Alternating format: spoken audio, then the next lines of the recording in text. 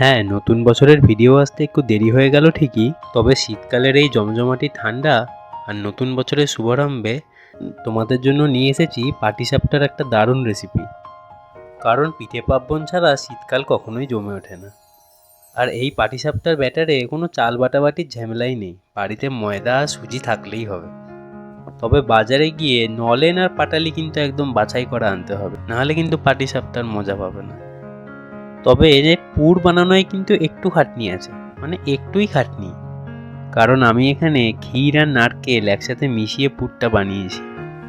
কিছুই না, প্রথমে নারকেল কোড়া আর গুড় দিয়ে ভালো করে নেড়ে নারকেলের পুরটা বানিয়ে নেবে। তারপরে দুধের ক্ষীর মারতে মারতে ওই নারকেলের পুরটা ওর মধ্যে দিয়ে ভালো করে মিশিয়ে নেবে, ব্যাস এইটুকুই। দেখো, এবার ভালো জিনিস খেতে তো একটু খাটনি করতেই হবে। আর এই পদ্ধতিতে যদি তোমরা পাটিসাপটাটা বানিয়ে নাও, তাহলে দেখবে কখন যে পাত ফাঁকা হয়ে গেছে।